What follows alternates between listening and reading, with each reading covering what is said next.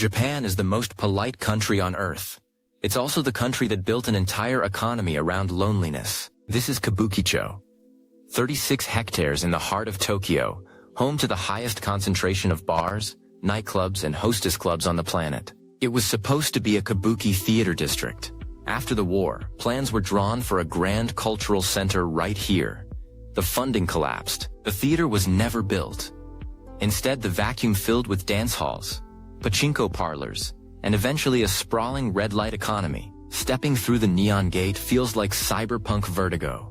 Flashing signs, the roar of pachinko machines, and the aggressive shouting of street touts. Over 300 host clubs now operate here. Young men paid to flirt, pour champagne, and sell emotional companionship to lonely women.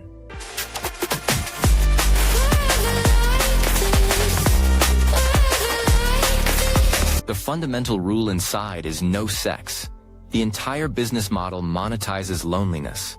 Women pay thousands of dollars just to feel like someone cares, but hosts encourage women to run up tabs they can never repay. Some debts reach 90 million yen. To settle them, many are coerced into prostitution. In 2024, police launched an unprecedented crackdown. They raided 200 clubs and permanently shut one down for sexual exploitation. And in Kabukicho's shadows, the Toyoko kids.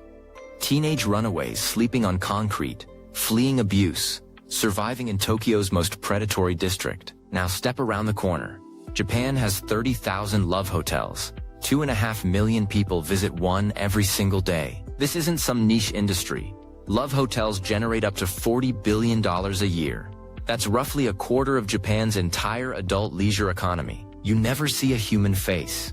You pick your room from a glowing panel, pay through a machine, and leave without anyone knowing your name. Some hotels use pneumatic tubes to send cash to the front desk.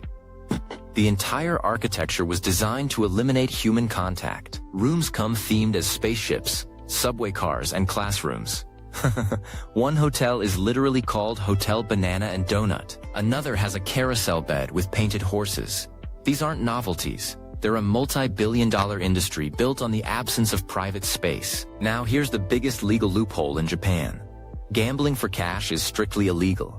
Yet pachinko generated $200 billion in a single year. That's more revenue than Las Vegas, Macau, and Singapore combined. And technically, it's not gambling. Here's how it works.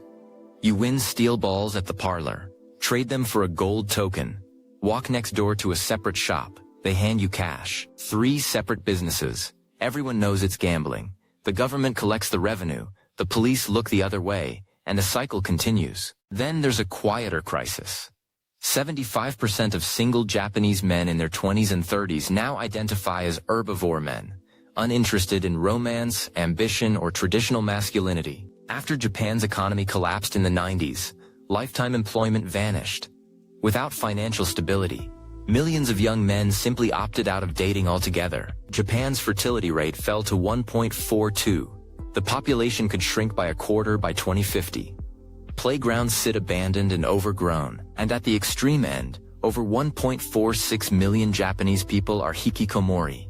Individuals who haven't left their bedrooms in months, sometimes decades. They're not just teenagers anymore. Parents in their 80s now support reclusive children in their 50s.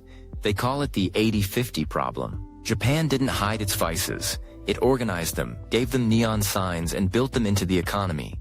And somehow that's more honest than most countries.